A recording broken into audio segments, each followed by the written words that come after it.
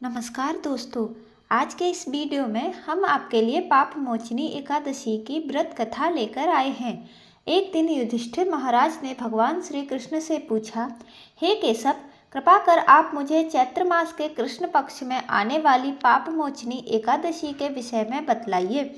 यह सुन भगवान श्री कृष्ण बोले, हे राजन, पाप मोचनी एकादशी के इस व्रत को करने से मनुष्य के समस्त पाप नष्ट हो जाते हैं और व्यक्ति अष्ट सिद्धियों को प्राप्त करता है। पाप मोचनी व्रत कथा के अनुसार अनेक वर्षों पूर्व देवताओं के कोषाध्यक्ष कुबेर के पास चित्ररथ नाम का अत्यंत सुंदर उपवन था, जिस उपवन में भोलेनाथ के परम भक्त मेधावी ऋषि तपस्या कर रहे थे। अनेक अप्सराओं ने उनकी तपस्या भंग करने का प्रयास किया, परंतु वह निष्फल रहीं। इसीलिए मंजूघोषा नाम की एक अप्सरा ने ऋषि की तपस्या भंग करने का निश्चय किया। मेधावी ऋषि के आश्रम से कुछ दूरी पर वह मधुर वीणा बजाने लगी और गायन करने लगी। मेधावी ऋषि इतना सुंदर गायन सुनकर आवाज खोजते हुए उस ओर गए और उसे इस प्रकार गायन करता हुआ देखकर मोह के वशीभूत होकर उसकी तरफ आकर्षित हो गए और उसके साथ रमण करने लगे। भगवान भोलेनाथ के रहस्य को वह भूल गए। ऐसे ही रमण करते हुए बहुत समय बीत गया। एक समय अप्सरा मंजूघोषा देवलोक वापस जाने लगी। जाते समय उसने मुनि से कहा, हे ब्राह्मण, अब आप मुझे मेरे लोक जाने की आज्ञा दीजिए। तब मेधावी मुनि बोले, हे देवी, जब तक सवेरे की संध्या न हो जाए तब तक आप यहीं ठहरो। मंजूघोषा बोली, हे मुनिवर, अब तक न जाने कितनी संध्याएं चली गईं। मुझ पर कृपा कर आप बीते हुए समय का विचार कीजिए। तब मंजूघोषा की बात सुनकर मेधावी ऋषि ने बीते हुए समय का हिसाब लगाया।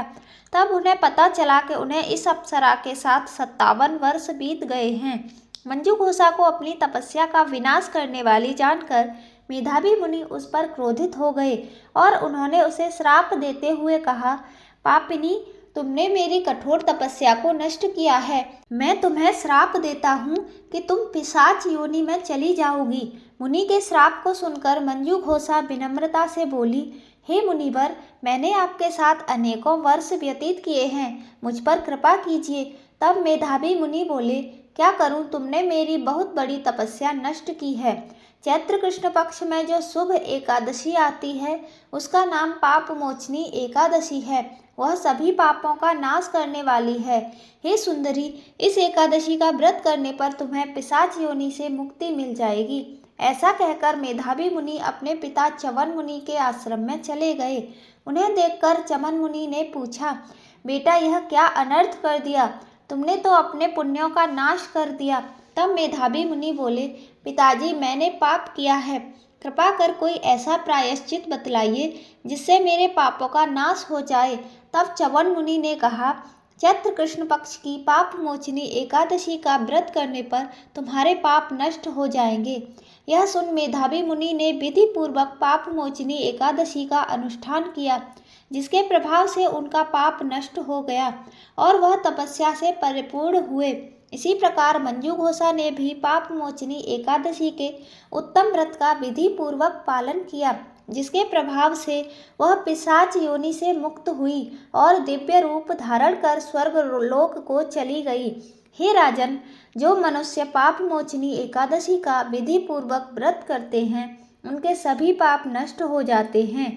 पाप मोचनी एकादशी व्रत की कथा को पढ़ने या श्रवण करने से सहस्त्र गोदान का पुण्य फल प्राप्त होता है। यह व्रत बहुत पुण्यकारी है। जय श्री हरि विष्णु।